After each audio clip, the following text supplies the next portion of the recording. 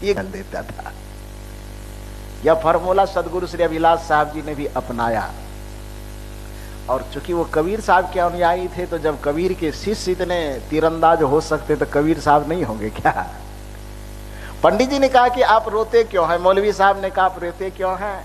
कबीर साहब ने कहा कि अच्छा मेरे रोने की बात छोड़िए, पहले ये बताइए कि आप लोग जो जीवन भर रोते हैं, कोई भगवान को पुकार रहे हैं, कोई अल्लाह को पुकार रहे हैं, तो आप बार बार क्यों पुकारते, क्यों रोते हैं, क्यों बेचैन है, क्यों परेशान है? तो उसने कहा कि और बात तो छोड़िए, हम मौलवी हैं, हम पंडित हैं, भगवान की पूजा करते हैं, भगवान को पुकारते हैं, उन्हें बुलाते हैं, उनका दर्शन चाहते हैं, वो दर्शन नहीं देता, हमारी विकलता, हमारे रोने का यही कारण है। मौलवी साहब ने कहा कि पंडित जी जब ये उत्तर देते, हम भी दूसरा उत्तर काहेल देंगे, हम भी वही उत्तर देते हैं। मौलवी साहब ने भी कहा कि कबीर साहब हमारे भी रोने का ये कारण है कि दिन रात अल्लाह अकबर चिल्लाते हैं, अल्लाह को पुकारते हैं, कभी आकर के मेरे खैरियत वो नहीं पूछते, दर्शन नहीं देते, इसलिए मेरे रोने का वही कारण है। कबीर साहब ने कहा कि अब तुम दोनों जब अपना कारण बता दिए हो, अब मेरा कारण सुनो। आपको सुनाऊं कि ना सुनाऊं? सुनाऊं? कबीर साहब ने कहा कि अब मेरा कारण सुनो रोने का। जब तुम अपने अपने रोने का कारण बताया, पंडित कह रहे कि मैं भगवान को पुकारते पुकारते जीवन बीत गई, भगवान नहीं मिलता है, और मौलवी कहते हैं कि मैं अल्लाह को पुकारते पुकारते जीवन मेरा थक गया, घुटने में छाला पड़ गया है, फिर भी अल्लाह दर्शन देने के लिए नहीं आता है, तो मेरे रोने का भी अब कारण सुनो। और कबीर साहब कहते हैं पंडित दुखी भगवान नहीं मिलता, और मुल्ला दुखी रहमान नहीं मिलता।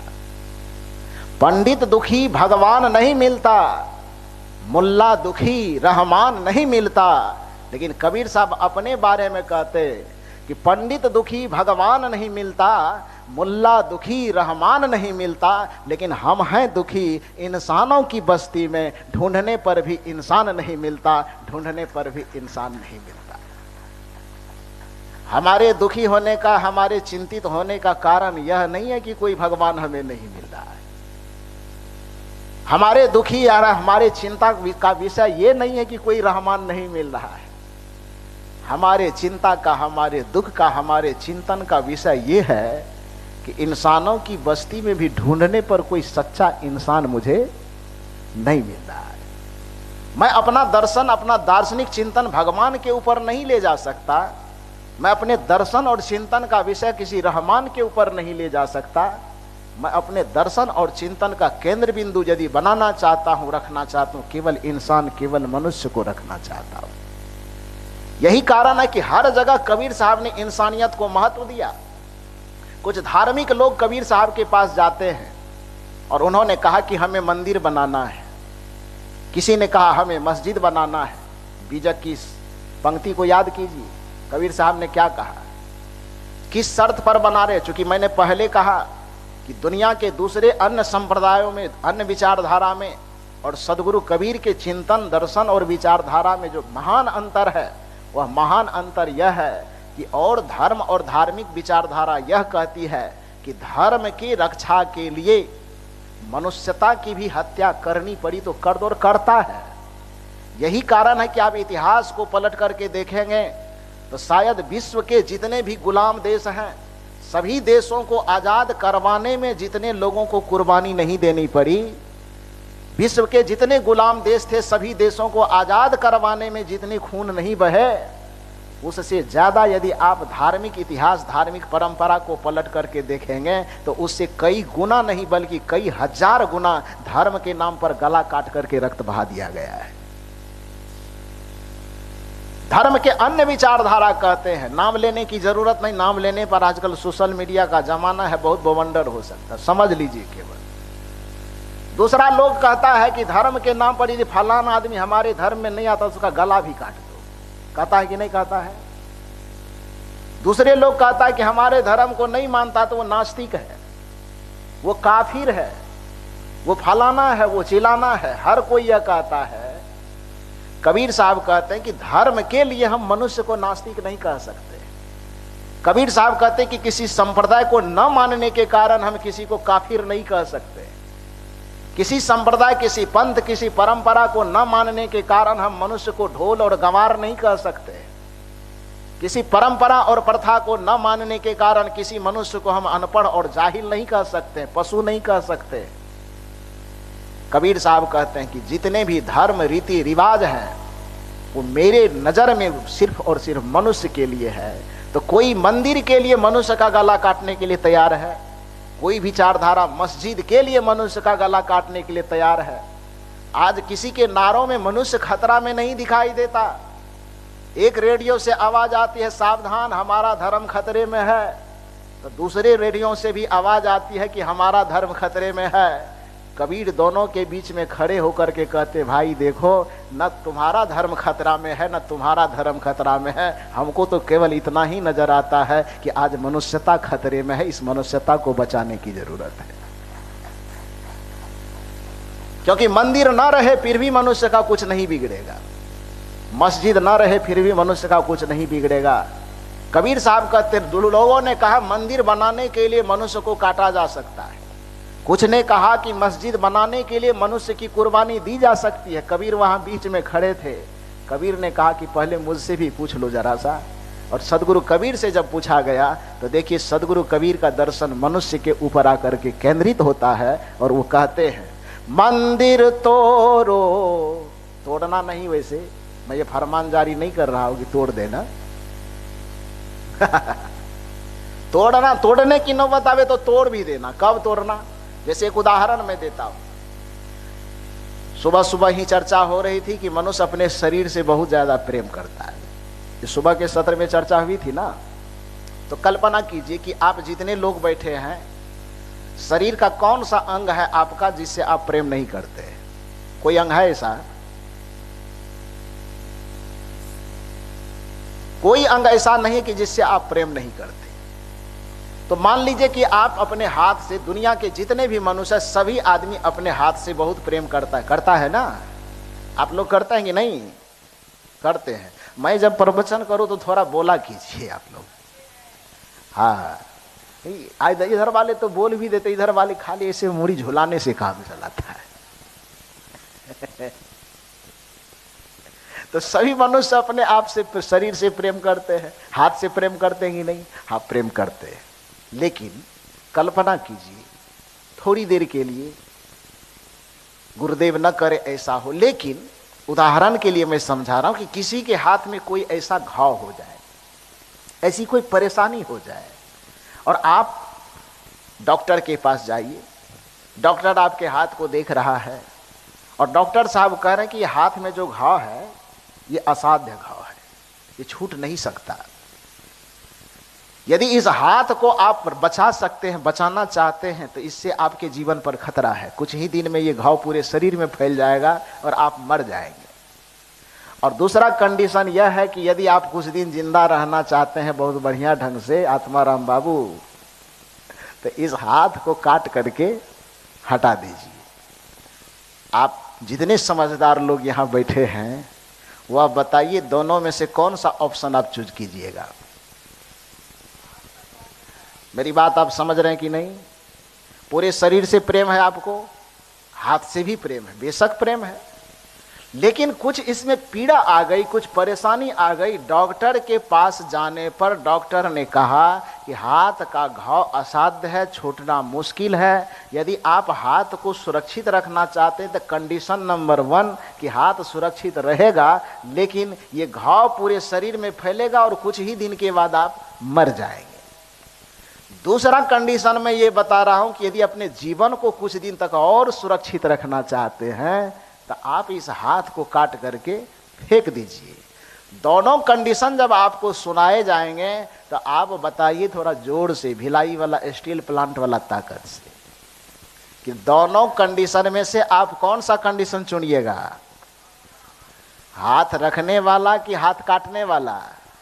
हाँ, काटने वाला। कबीर साहब कहते ठीक उसी प्रकार से हाथ महत्वपूर्ण है, हाथ प्यारा है, हाथ कीमती है, लेकिन जीवन के कीमत पर नहीं। हाथ से ज्यादा महत्वपूर्ण जीवन है। केंद्र बिंदु में हाथ नहीं है, केंद्र बिंदु में जीवन है। जीवन की सुरक्षा के साथ जब तक यह हाथ खिलवाड़ नहीं कर रहा है तब तक हाथ से तो प्यार किया जा सकता है, लेकिन यह हाथ यदि हमारे जीवन पर खतरा पैदा करने लगे तो इस हाथ को काट करके फेंकने में भी हिचक नहीं होगी, काट करके फेंका जा सकता है। कबीर साहब के दर्शन का यही तर्क है, उनके चिंतन का यही तर्क है कि मानवता यदि सुरक्षित रहे, मनुष्य और मनुष्यता यदि सुरक्षित रहे, तो मनुष्यता की सुरक्षित रहने के बाद यदि बगल में मंदिर भी बन जाए तो कोई दिक्कत नहीं, रहने दीजिए मजे के साथ। मनुष्यता की सुरक्षा के साथ यदि खिलवाड़ न होता हो तो बगल में कोई मस्जिद, गिरजाघर, गुरुद्वारा भी खड़ा हो जाता है तो हो जाने दीजिए, बड़ा सुंदर है, क्या दिक्कत है। उससे भी बड़े संगीत के धुन आते हैं, मन मस्त हुआ तब क्यों बोले, हंसा पाया मान सरोवर ताल तलैया क्यों डोले, हीरा पाए गाठ गठियायो बार बार वाको क्यों खोले, तेरा साहब है घट भीतर बाहर नैना क्यों खोले। कहत कबीर सुनो भाई साधु साहब मिल गए तिल ओले। कहीं से यह धुन सुनाई देंगे, कहीं से भी कुछ सूत्र मिलेगा। तो इसलिए मनुष्यता जैसे शरीर सुरक्षित रहे तो हाथ को रहने दो, कोई दिक्कत नहीं।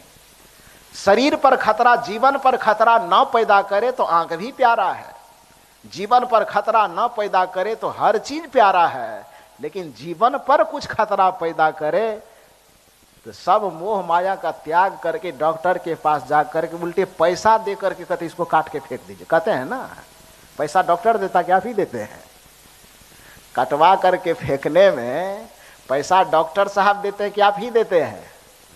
अपना पैसा लगा करके और उसको कटवा करके आप फेंकते हैं कि नहीं। अब कबीर साहब के पास लौट करके आइए।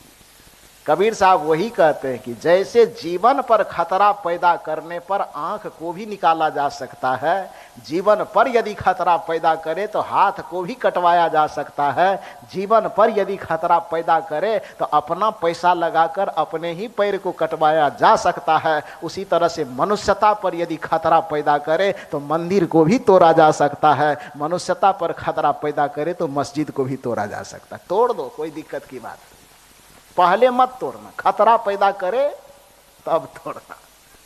मंदिर तोड़ो, मस्जिद तोड़ो तो कुछ नहीं मुजाकार बंदे, तो कुछ नहीं मुजाका। बचाना किसे है? मंदिर तोड़ो, मस्जिद तोड़ो तो कुछ नहीं मुजाकार बंदे, तो कुछ नहीं मुजाका। अब देखिए कबीर का दर्शन, पर किसी का दिल मत तोड़ो, यह घर खास खुदा कार बंदे, यह घर खास खुदा का।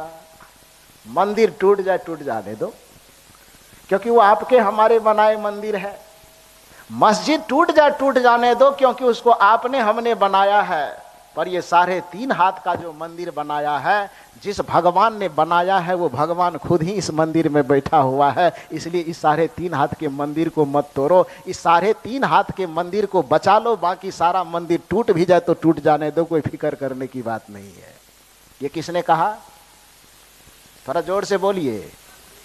सदगुरु कबीर साहब ने कहा कि मंदिर तोड़ो, मस्जिद तोड़ो तो कुछ नहीं मुजाका है, पर किसी का दिल मत तोड़ो, यह घर खास खास खुदा का, खास भगवान का घर यह मंदिर है, इसको बचाना जरूरी है। दूसरे जगह पर कबीर साहब कहते हैं कि भगवान को खोजना हो तो भगवान मनुष्य के अलावा कहीं मिलेगा नहीं। समय कुछ ज्यादा हो गया क्या? समय कुछ ज्यादा हो गया, बंद करूं और थोड़ा सा? हाँ, तो इस पंक्ति को पूरा करके संपन्न करता हूं। सदगुरु कबीर कहते हैं कि इस मनुष्य के अलावा ईश्वरत्व का साक्षात्कार और कहीं नहीं होगा। इस मनुष्य के अलावा ईश्वरत्व का दर्शन और कहीं हो ही नहीं सकता है। ईश्वरत्व की अनुभूति के लिए, ईश्वरत्व के दर्शन के लिए मनुष्य और मनुष्यता का सुरक्षित रहना आवश्यक है। सदगुरु कबीर के बीजक की एक पंक्ति को और याद कीजिए जरा सा, तब पता चलेगा कि उनके दर्शन के केंद्र बिंदु में मनुष्य कैसे है।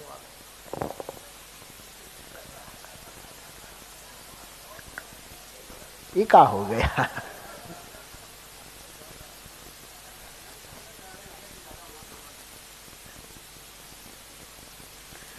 तो हमको खिलाना पड़ेगा ज्यादा है आप लोगों को। 4-5 सब्जी ही खिलाते हैं, अभी 10 खिलाइएगा। तो ठीक है, आप लोगों से तो विरोध नहीं कर सकते, बिहार से हम अकेले आए हैं। सुरक्षित जाना है तो आप जो जो कहिएगा वो मानना पड़ेगा। आप कहते हैं कि हमको किडनैप करके ले जाइएगा, हम तो ले जाएंगे, आप तो पहले किडनैप कर लिए हमको। मंच पर बैठाते हैं कि 1 घंटा बोलवाना है, और माइक देते हैं तो बोलवाते, कितना पर ब्रेक लेते हैं मुझे भी पता नहीं, क्योंकि मेरे पास घड़ी नहीं है। एक तो अपने बहुत दूर चली जाती है गाड़ी, रुकते रुकते ब्रेक मारते मारते जब रोकता हूं तो फिर से आप गियर चेंज कर देते हैं। खैर कोई बात नहीं, आप लोगों को बहुत बहुत धन्यवाद कि आपको मेरी टूटी फूटी बातें इतनी अच्छी लगती है। मेरी बातें कुछ भी अच्छी लगती, इसमें मैं ये नहीं मान रहा हूं कि मैं बोलता बढ़िया हूं। मेरे बोलने से कोई बात आपको बढ़िया लग रहा है ये मैं नहीं मान रहा हूं, बल्कि ये मैं मान के चल रहा हूं कि आपके कान कितने सुंदर हैं कि मेरे टूटे फूटे भाषा भी आपको बड़ा प्रिय लग रहा है। ये बातें प्रिय लग रही, इसलिए आप मेरे मुंह को धन्यवाद दीजिए कि न दीजिए, मैं आपके कान को जरूर धन्यवाद देता हूं और आपका हार्दिक अभिनंदन करता हूं। बहुत बहुत धन्यवाद। तो थोड़ा सा इसको मैं पूरा करके फिर तब उधर चलूं। अब तो कबीर साहब क्या कहते हैं कि ईश्वरत्व का अनुभव जब भी होगा वो मानवत्व के मंदिर में ही होगा। यही कारण है कि हमारे परंपरा में, सनातन परंपरा में ईश्वर की पूजा हमने कब शुरू किया? जब उस ईश्वरत्व का अवतरण मानवत्व के रूप में घटित हुआ। अन्यथा ईश्वर को हम पूछते तक नहीं। ये मैं नहीं कह रहा हूं, ये कबीर साहब नहीं कह रहे हैं। अब चूंकि विद्वान लोग बैठे हुए तो इस चीज का समर्थन करेंगे आप कि हमारे सनातन परंपरा में ईश्वर का जो अवतार माना जाता है वो कितने अवतार हैं? आप लोग बताइए जरा सा, कितने अवतार? 10 कि 9? अरे 24 तो जैन धर्म के अनुसार है। हिंदू धर्म के, सनातन धर्म के अनुसार कितने हैं? 10। 10 में जिसमें 9 हो चुका है और 10वां आने वाला, अल्ट्रासाउंड करवाइए तब पता चलेगा कब आएगा। 10वां आया नहीं है। कल की अवतार आया है यदुनंदन बाबू? आया नहीं ना अभी? नहीं आया है। तो 10वां अवतार आया नहीं, अभी 9 आ चुके हैं। 9 में सबसे पहले जो ईश्वरत्व का उद्घाटन, अवतरण इस धरती पर हुआ वो किस रूप में हुआ? आज आप लोगों को मैंने कहा कि यूपीएससी का परीक्षा देना है आप लोगों को। बड़ा केवल ये कहने से काम थोड़े चलेगा कि गर्व से कहो हम, वही कहने से खाली होगा कि उसका फॉर्मूला भी रटना होगा। सनातन धर्म में ईश्वरत्व का जो अवतरण हुआ वह सबसे पहले किस रूप में हुआ? कोई नहीं बताएगा। खाली दुर्गा मैया की जय, काली मैया की जय, वो कहने से नहीं होगा। ईश्वरत्व का सबसे पहला अवतरण, ईश्वरत्व का सबसे पहला रूप इस धरती पर प्रकट हुआ मछली के रूप में, मत्स्य अवतार। समझ रहे हैं? माना मछली के रूप में भगवान इस धरती पर पहले आए। मैं नहीं कह रहा हूं, ये सनातन धर्म के मानने वाले जितने पंडित हैं वो पंडित कह रहे हैं। आप विद्यार्थी बन करके विद्यालय में पढ़ने जाते हैं तो आपका विद्यालय भी यह पढ़ाता है कि नहीं? संस्कृत में हम लोग बिहार में ये कोर्स में दिया जाता है 10वां अवतार, और 10 अवतार का वर्णन किया जाता है। शायद 8वां या 9वां में उधर चलता, इधर कौन में चलता हो पता नहीं। समझ रहे हैं बात को? तो ईश्वर का जो अवतार सनातन धर्म के बड़े बड़े धर्मावलंबी स्वीकारते हैं, उस ईश्वरत्व का अवतरण सबसे पहले किस रूप में होता है? मछली के रूप में, अर्थात मत्स्य अवतार।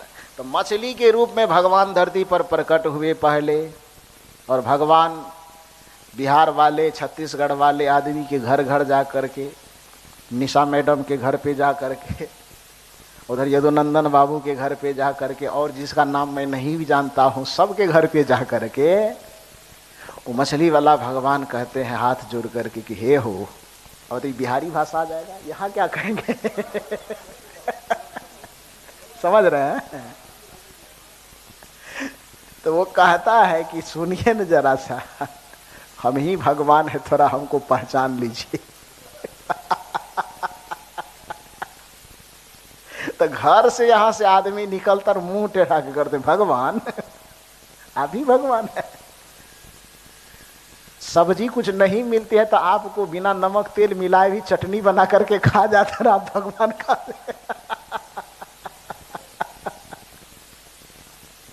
भगवान। पहला अवतार जब भगवान के रूप में इस धरती पर आता है, पूरे दुनिया के सामने चिल्ला चिल्ला करके कहता है कि मैं भगवान का अवतार हूं, मुझे भगवान मानो, मेरी पूजा करो। लेकिन हजारों करोड़ों वर्ष बीत जाने के बावजूद आज तक किसी मनुष्य ने मछली भगवान का मंदिर कहीं नहीं बनाया है। बनाए हैं क्या सनातन धर्मियों? गर्व से कहो हम अपने भगवान के पहला रूप का मंदिर आपने बनाया है? उसके नाम पर कहीं आपने अगरबत्ती दिखाया है? उसके नाम पर कोई व्रत त्योहार आपने रखा है? नहीं रखा है। मछली वाला भगवान बेचारा मुंह लटका करके चला गया। उसने सोचा गड़बड़ हो गया, एक जन्म मेरा बेकार हो गया। वो चले गए, दूसरा अवतार लेके दूसरा रूप में आए। दूसरा रूप कौन सा है आपके भगवान का? वो हमारा भी है, ये चिंता मत कीजिए। नहीं, बराह दूसरा नहीं है, वो तीसरा नंबर पे है। दूसरा नंबर में कौन आया? कच्छप अवतार, कछुआ वाला। वो भी सोचा कि एक ट्रिप तो पार हो गया, मछली वाला में कोई पहचान नहीं पाया, कोई स्वीकार ही नहीं किया। दूसरा रूप कच्छप का रूप लेकर के आया और कछुआ वाला भी घर घर जा करके घूम घूम करके कहा कि मैं भगवान हूं, मैं भगवान का दूसरा अवतार, दूसरा शरीर धारण करके आया हूं, मुझे स्वीकार कर लो। आप बताइए, अभी तक स्वीकार किए हैं? बताइए ना जोर से। आप नहीं बोल रहे तो मुझे आनंद नहीं आ रहा है। आप स्वीकार किए हैं? आप कैसे कहते हैं कि कबीर साहब भगवान और देवी देवता के विरोधी? सबसे विरोधी तो आप ही लोग बैठे हुए हैं। बैठे हैं कि नहीं बैठे हैं? भगवानवादी बनते और भगवान को स्वीकार नहीं करते हैं। कछुआ वाले को आपने स्वीकार, मछली वाले को आपने स्वीकार नहीं किया। कछुआ वाले को आया, कछुआ वाला हाथ जोड़ जोड़ करके कहता रहा। वो कछुए वाले से आपने कहा कि आपका पूरा चटनी तो नहीं बनाते हैं, लेकिन जरूरत पड़ने पर पीस काट करके पनीर की क्षतिपूर्ति आपसे कर लेते हैं। आपको कैसे भगवान मानो? उसको भी आपने नकार दिया। दो को आपने स्वीकार नहीं किया। तीसरा भगवान, तीसरा रूप लेकर के आया। कौन सा? उसका तो नाम सुन के ही आप नाक बंद कर लेंगे। तीसरा वाला भगवान किस रूप में आया? वराह। ये बड़ा प्यारा नाम आप लोगों ने रखा, वराह। और उसका जो शुद्ध नाम लोक में प्रचलित है, उसका क्या नाम है? आए? सुगर नहीं है साहब, सुअर है। सुगर माने तो चीनी होता है। वो माता जी सब हंस रही है, बताओ। सुगर नहीं, स्वदर्घु का गो, सहर्षु का गौ, र सुगर नहीं। सुगर का मतलब चीनी होता है। सहर्षु का और र सुअर। तो वराह भगवान जो है उस सुअर का अवतार लेकर के हमारे बीच में तीसरा रूप आया। वो जैसे ही आ रहे थे कहने के लिए कि हम ही भगवान है, तो जैसे देखा दूर में आदमी पहले से लाठी लेके तैयार है। मैं गलत कह रहा हूं क्या? अच्छा कल्पना कीजिए, छोड़िए पहले आया होगा कि नहीं, कल ही भेज दे आपके दरवाजे पर। तो आरती सजा करके ओम जय जगदीश हरे कीजिएगा कि ना कीजिएगा? नहीं कीजिएगा।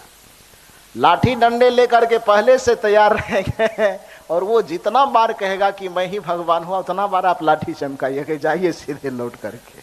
कोई स्थान आपका यहाँ पर नहीं, आपने उसको स्वीकार नहीं किया। चौथा अवतार भगवान लेकर के आया। चिंतन कीजिए ना, यही चीज तो कबीर साहब कहने के लिए, करने के लिए कह रहे हैं। कबीर साहब ने कभी ये नहीं कहा कि भगवान को मत मानो। कबीर साहब ने यह कहा कि भगवान को मानने से पहले भगवान को जान तो लो कि भगवान है क्या। कबीर साहब ने कभी ये नहीं कहा कि देवी मत मानो, देवता मत मानो, बल्कि कबीर साहब कहते देवी देवता को मानने से पहले यह अच्छी तरह से जान लो कि देवी कौन है, देवता कौन है। जान करके जो सच लगे तो मान लेना, जानने के बाद जो सच ना लगे तो उसको छोड़ देना। इसमें गलत क्या कहा मेरे भाई। लेकिन आपके आंख पर तो नफरत का वो जहर चढ़ा दिया गया कि मैंने पहले कहा कि नफरत का जहर चढ़ करके भी आदमी को अंधा कर देता है। वो अंधापन ला दिया गया कि अच्छी बात भी सुनने के बाद अच्छी लगी ही नहीं, कबीर कभी प्यारे लगे ही नहीं। यही कारण है कि आज तक कबीर को सम्मान की निगाह से कबीर को पुकारा भी नहीं जाता है। दुर्भाग्य की बात है कि हमारे लोग भी हमारे बीच में खड़े होते हैं तो कबीर को दास कह करके पुकारते हैं। इससे बड़ा दुख होता है। कबीर को दास कभी नहीं कहा जाना चाहिए। अरे साधारण सी बात है कि आप अपने पिता का नाम पूछा जाता है तो उस पिता के नाम के आगे भी आप श्री लगाते हैं। आपको अंग्रेजी में पूछा जाए, यदि आप कॉपी में लिख दिए, कहे कि गंगा लिखो, लिख दिए गंगा लिखे आप, तो गंगा लिखना आपका सही होगा कि गलत होगा। गंगा लिखा आपने तो गंगा लिखना, अंग्रेजी में गंगा लिखे आप तो गंगा लिखना आपका सही होगा कि गलत। वो गलत होगा। वो गंगा लिखने से पहले आपको द लगाना होगा। गीता लिखेंगे आप तो सीधे गीता नहीं लिखेंगे, उसके पहले THE लिखना होगा ना, आर्टिकल जोड़ना होगा आपको। तो जैसे अंग्रेजी में आप द आर्टिकल लगाते हैं तब कुछ महत्वपूर्ण चीजों का जो शुद्धिकरण होता है। आप अपने माता और पिता का नाम लेते हैं तो उसके पहले आदर सूचक वाक्य लगाते हैं। आप श्री शब्द या श्रीमती शब्द का प्रयोग करते हैं तब आप संस्कारी माने जाते हैं। मुझे याद है मैं वर्ग 8 क्लास में पढ़ रहा था, ध्यान दीजिए, और यदि यह बात आपको अच्छी लगे तो कम से कम इतना जरूर सीखिएगा कि आज के बाद कभी भी किसी जगह बोलने का मौका लगे तो कबीर साहब को आप कबीर या कबीर दास कह करके नहीं पुकारेंगे। संत सम्राट सदगुरु कबीर साहब कहेंगे। आप उनके बच्चे हैं तो ये उम्मीद तो आपसे किया ही जा सकता है ना। मैं अपनी बात बताता हूं, वर्ग 8वां में मैं पढ़ रहा था तो क्लास में टीचर बैठे हुए थे और शिक्षक महोदय हम लोगों को पढ़ा रहे थे, क्लास टीचर। अचानक हमारे हेडमास्टर साहब क्लास में प्रवेश किए, रूम में प्रवेश किए तो शिक्षक भी खड़े हो गए और सभी विद्यार्थी भी खड़े हो गए। आदर से खड़े होने के बाद हेडमास्टर साहब कहे कि मैं देखने आया था, घूम फिर करके देख लिया, सब बढ़िया है। बच्चों एक बात पूछूं आपसे। तो शिक्षक जो बैठे थे उसने कहा सर, मुस्कुराते हुए कहा सर पूछा जाए। तो हेडमास्टर साहब विद्यार्थी खड़े खड़े सबसे पूछते हैं कि बताइए हमारे देश के प्रधानमंत्री का क्या नाम है। ध्यान दीजिए मेरी बात पर। हेडमास्टर साहब ने कहा कि हमारे देश के प्रधानमंत्री का क्या नाम है। उस समय प्रधानमंत्री थे श्री अटल बिहारी वाजपेयी। तो उसमें से एक आगे का एक विद्यार्थी कहा कि सर हमारे देश के प्रधानमंत्री का नाम है अटल बिहारी वाजपेयी। तो कहा ठीक है बैठ जाओ, बैठा दिया। दूसरे विद्यार्थी से कहा तुम बताओ जी। तो एक तो हैबिट भी बनी रहती है और एक आदमी बोला, दूसरा को कहा बैठ जाओ, तो अब बैठ जाने का मतलब सही हो गया तब ना बैठ जाओ। दूसरे विद्यार्थी भी उतने कॉन्फिडेंस से कहा कि अटल बिहारी वाजपेयी, उसको भी कहा बैठ जाओ। अब दो ठो को प्रमाण मिल गया कि बैठ जाओ कहा, तो अब जितना विद्यार्थी क्या कहेगा, वही कहेगा ना क्या है अटल बिहारी वाजपेयी। ठीक है बैठ जाओ। देश के प्रधानमंत्री का क्या नाम है अटल बिहारी वाजपेयी। बैठ जाओ ना। पूरे क्लास के जितने विद्यार्थी थे सबने बड़ा कॉन्फिडेंस के साथ कहा अटल बिहारी वाजपेयी। और जब सबको बोला हुआ हो गया उसके बाद हेडमास्टर साहब एक विद्यार्थी को बोले कि उधर से एक ठो शीशम की छड़ी तोड़ करके लाओ। तो सब एक दूसरे का मुंह देख रहे हैं, किसी को खड़ा रखा था, क्योंकि नियम तो यही था कि जिसकी गलती होती थी उसको खड़ा किया जाता था। और यहाँ तो ये हो गया है कि सब बैठ गया, उसके बाद कहता शीशम की छड़ी लाओ। तो शीशम की छड़ी लाई गई, सब एक दूसरे का मुंह देख रहे हैं कि वाजपेयी जी ही है ना रे कि दूसरा कोई है। तो दूसरा कहता नहीं वाजपेयी जी ही है। तो क्या छड़ी क्यों मंगा रहा है, पता नहीं। सबको बैठा भी दिया है। प्रधानमंत्री वो है भी, फिर भी छड़ी क्यों मंगा रहा है, समझ में नहीं आता है। तो हेडमास्टर साहब खड़े रहे।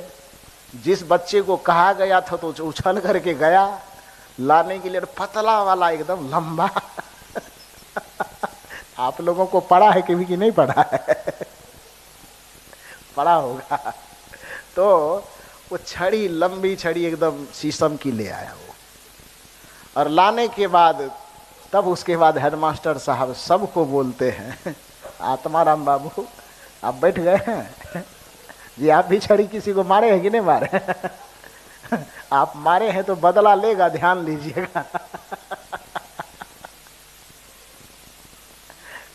जी, तो मंत्री जी आ गए? हाँ, मैं जल्दी जल्दी छड़ी मार लेता हूँ। नहीं तो मंत्री जी को भी आने दीजिए, उसके लिए भी छड़ी की व्यवस्था की जाएगी। तो ठीक है, कुछ व्यवस्था करने के लिए जाए उधर। तो मैं कह रहा था कि हेडमास्टर साहब वो छड़ी लेकर के आए, और छड़ी मंगवाने के बाद कहा सभी विद्यार्थी को कि अब जितने विद्यार्थी बैठे हो सब खड़े हो जाओ। सब विद्यार्थी खड़ा हुआ। खड़ा होने के बाद सबसे पहले दो दो छड़ी एकदम सबके पीठ पर सटासट मारा। हमको भी लगी थी, अभी भी दर्द कर रहा है। सटासट छड़ी मारा। सब एक दूसरे का मुंह देख रहे कि सर मारा क्यों आपने? हेडमास्टर साहब ने कहा कि आपके पिताजी का नाम आपसे पूछा जाता है तो उसमें श्री लगा करके आप पिताजी का नाम कहते हैं, और देश के प्रधानमंत्री का नाम पूछा गया, जितने बच्चे हैं सबने कहा कि अटल बिहारी वाजपेयी। तो वाजपेयी जी जब जन्म लिए थे तो उसके चानी में तेल लगाने के लिए तो ही लोग गया था।